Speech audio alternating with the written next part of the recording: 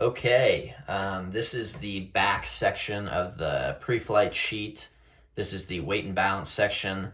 Our main goal here is to be able to find our CGs. So we have 3 different CGs that we're going to be finding in this section. So in order to do this, we're going to want to go and pull out towards the back of the book again. It's that weight and balance sheet in the back of the purple book. And it's asking for a few things here. So the first one it's asking for is our basic empty weight.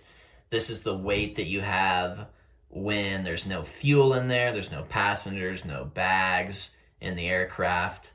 It is basically just the airplane itself and any equipment that cannot be removed from the aircraft. So this is extremely hard to see. I apologize, but the number is right next to the basic empty weight. It says it right there. And the number is 16, geez, I can barely see it, 1641.6. So we're going to write it down right there, 1641.6. And then it is asking for our arm, which if you remember from in class, our arm again is the distance from our datum point, or our quote-unquote starting point that we use. So it's a measuring distance basically in inches. So we look back on our sheet here to find where our arm is. It's 39.425 inches away from the datum point.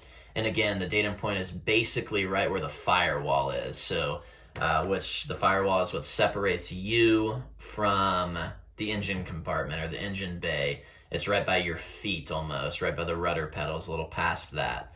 Lucky for us, they already did the moment, which is the resultant of when you multiply weight by arm, weight by distance gives you your moment.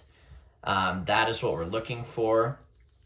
So we're just going to write our moment in. We're not going to do the math on this one, because they give it right to us, unless you wanted to practice how to do this exactly. So it's 63,861 is our moment. And again, that is weight times arm, gives you your moment. Your passenger, or yourself plus your passenger is the next one. So your weight, I'm just going to pretend that we both weigh 170 pounds. Which would give us 340 for a total weight for the both of us in our pilot/co-pilot spot. And now we're looking for the arm, again, the distance. So you're going to have to flip. It's usually to the next page, right behind the weight and balance page. I'm going to move this one. It looks like this. It looks like a little above aerial view of an airplane. It says loading arrangements. So we're looking at specifically the pilot section up here. This is a 34, this is a 46. I'm short, I'm not very tall. I think most of you, sorry, are probably not very tall either. Not tall enough to where you need to scoot the seat back at least. So I have my seat all the way forward. I have a feeling most of you will probably have your seats all the way forward as well. So that's 34 inches right there. So we're going to go ahead and put 34 right there. We're going to go ahead and pull out our calculator. I would show you, but it's too dark on the screen. So just go ahead and grab out your calculator and type in 340 times 34 gives you 11,560. That is your moment. And again, anytime you kind of see this bar here and you're wondering what to do, just think of it as a multiplication sign. That's kind of how you can remember that. Now it's asking for our rear passengers. Our rear passengers, we don't have any on this flight. So we're just going to kind of mark out those sections. I skipped one. Baggage. We don't have any bags, so we're going to go ahead and X that out as well. So now that we have gotten down to 0 fuel weight, you can see there's an X in between our arm section. That is going to be your sign that you need to divide something. So I'm just going to put a little division symbol there to help you remember. Hopefully you can see that. but before we divide, we need to add up our two numbers from either side, the weight and the moment. So I'm going to go ahead and add up the weight first. Is 1,641.6 plus 340 gives us 1,981.6. And then we're going to do it again on the moment side. 63,861 plus 11,560 gives us a total of 75,421. And that gives us our zero fuel rate. Our zero fuel rate, is referring to our airplane with no fuel in it. So it has us. If we had bags or a rear passenger, we would add that in as well. That would be a part of our zero fuel weight. But this is referring to our aircraft loaded without fuel. So now that we have these two numbers in our boxes, again, we see the X, we think of a division sign. We're going to go ahead and find our center of gravity. I'll tell you what that is in just a second, or I'll remind you what that is, in just a second. So we take, 75,421 divided by 1,981.6. That gives you 38.1. You can just round up. It'll keep going on to multiple decimal places, but you can just round to the nearest tenth. So that gives us our CG. Our CG is our center of gravity. It is the point at which the point in which the aircraft would balance if we could pick it up with one finger. So I'm gonna use my calculator here just as an example. I'm holding it with one finger. I'm trying to find that one spot where it's gonna balance, and it looks like it's right about there, kind of. We're just gonna pretend like it's bouncing right there. And gravity, as we know, always goes down. So from this point on the calculator, right on the bottom, it's going straight downwards, and that is where it is pulling us down towards gravity. Now, if we were to add weight, the whole reason we figure this out is to figure out where our CG is going to move during the flight. So let's say our pencil is somebody bigger. We're adding maybe two grown men to the front.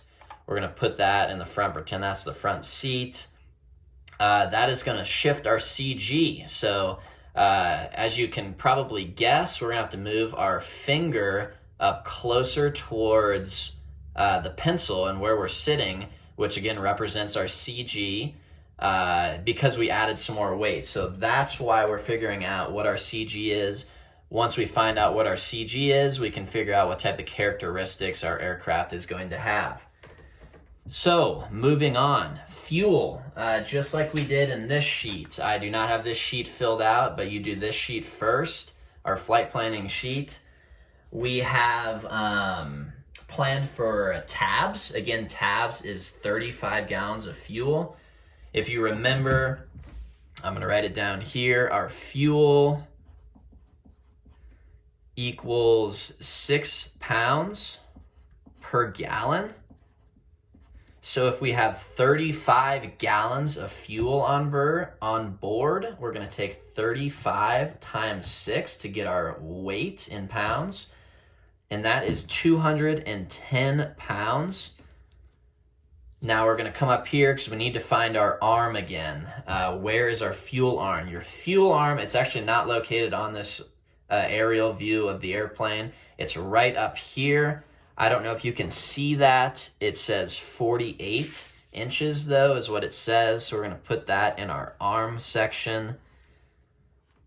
So we're going to take 210. Again, we have this little bar here. We're going to make that a multiplication sign. We're going to take 210 times 48. Gives us 10,080. All right. So now again, we see this X. That's going to mean division, but what do we do before we divide? We add again. So we're going to go ahead and take 1,981.6 plus 210, and that is going to give us 2,000 191.6.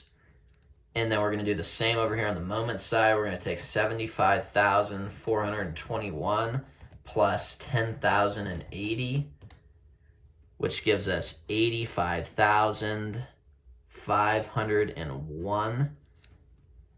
And that gives us our takeoff weight. So this is the weight that our airplane is going to weigh with all of our people in it, all of our fuel, and this is what it's going to weigh total. It's going to weigh 2,191 pounds when we take off, give or take a few gallons for our taxi and our run-up. So again, we're going to go ahead and divide this. 85,501 divided by 2,191.6, and that is going to give us our second CG, which is 39.0, so just 39. Now we're going down again, our trip fuel. Most of our flight blocks are 2 hours long. We might not get the full 2 hours every time, but that's what we plan for. So since we're planning for that, we're going to assume, we're going to use that in our weight and balance. So if we have 2 hours planned and we have a conservative estimate of burning 10 gallons per hour, and again, would be without changing your mixture. Again, your mixture is what depends on how much fuel is being injected into the engine, into the cylinders. So if we just didn't touch our mixture, we could expect a fuel burn of 10 gallons per hour. And again, that's on the conservative side. So if we're going for 2 hours at 10 gallons an hour, we're going to take 10 times 2 is 20 gallons is what we're going to expect to burn. So again, 20 times 6, because again, every gallon of fuel is 6 pounds, so we're burning 20 gallons. So we're going to take 20 times 6 gives us 120. And again, our fuel is located 48 inches aft or back from the datum point. Again, that's our starting point. So we're going to take 120 times 48. There's that multiplication sign again. And that gives us 5,760. Now we're looking for our landing weight. What is our aircraft going to weigh when we come in to land? Because as we fly, we burn fuel, and just as we discussed a second ago, fuel has a weight to it. So we're going to have to subtract on this one. These two are addition. Sorry, I'm writing sideways. This one right here is subtraction. This last column here, or last row. So we are going to go ahead and subtract these two numbers from each other and these two numbers from each other. So we're going to take 2,191.6 minus 120 gives us 2,071.6. Again, we're going to do it on the exact opposite side, on the moment side. 85,501 minus 5,760 gives us 79,741. Again, there's that X. We're making that division sign after we do our addition. So we're going to take 79,741. We're going to divide it by 2,071.6. Taking these two and dividing them each other again gives us 38.4. We can just round that up to 0.5, 38.5. The next section and the final section is actually plotting your points on the actual chart here. You can barely see this on here, so I apologize about that. There is a little kind of rectangle deal right here. That is called the envelope. That is referring to the airplane. So this side of the page is the front of the aircraft. This is the aft end of the aircraft. And so front and back. And we're going to plot our points to see exactly where they're at, and that's going to tell us the characteristics of the aircraft. Okay, so now that we have all of our information down here, we can go ahead and start plotting our points. So the way that you do this, the x-axis down here, this is airplane CG location. So we're going to be using our 3 CGs on this x-axis, and on the y-axis it's asking for the weight. So we'll just go down the list right here. We're going to use 38.1. We're going to go over here, 38.1. You don't have to be exactly on 38.1. It's going to be impossible to do that. So just get as close as you can. Then you're going to go from 38.1, go back over to whatever weight you had at our zero fuel weight, which was 1,981.6. So just go in between 1,900 and 2,000 and get pretty close there to 2,000. You're going to go up and plot these 2 points right here. That's how you do that. That's our first one. Next one, we're going over to 39, right on 39 there. And now we're going over to see what weight we have. We have 2,191.6. So in between 2,100 and 2,200, pretty close to 2,200 there. We're going up. There's our second point. And now we're going to our last one, 38.5. So right between our first 2 marks there. And then we go over to our weight, 2,071.6. So in between 2,000 and 2,100. And we're going up again, right in here. Okay, next I'm going to kind of tell you what that means. Okay, so these dots, we can see, again, this is the front of the aircraft over here. This is the aft end or the rear of the aircraft. We see that most of our dots are towards the front. That is going to give us different characteristics. Just one example, one characteristic that you might have with a forward CG, which is what all these are, they're towards the front. You could have something such as a longer takeoff roll. With more weight in the front, it's harder for the front of the aircraft to lift up because, again, there's more weight, more pointed towards the front of the aircraft. And as we know, the front of the aircraft is what leaves the ground first. So that's why it can become a little bit harder for the aircraft to lift off the ground. We will go over kind of more characteristics of forward and aft CG a little bit later, but those are just some examples.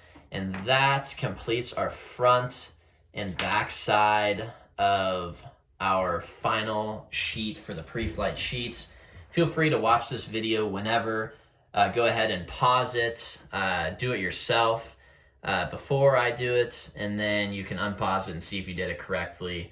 I gave you guys, or I gave some of you at least, examples with other aircrafts to do on your own. So follow this video, use your own numbers that you have, and try it for yourself. Send me an email or a text or call me if you have any questions. Send me a picture of what you're working on if you have a question. Besides that, again, if you need help with a specific section, just look down at the timestamp in the description. And hopefully this was helpful. And we'll catch you for the next video.